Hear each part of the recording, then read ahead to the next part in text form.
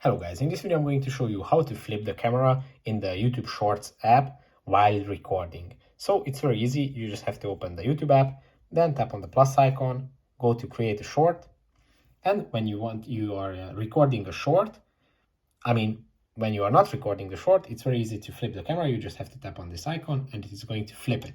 But how do you flip it when you are already recording?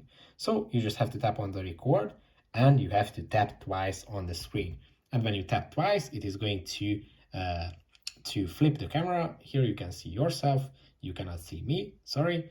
And when you want to flip it back, you just tap twice again and it's flipped. And to see your results of your camera flipping, you can see it here. We were recording the table, then we flipped the camera. I was explaining, I'm explaining right now as well, and we flipped the camera again by tapping twice. So that's it, how you can flip the camera while recording.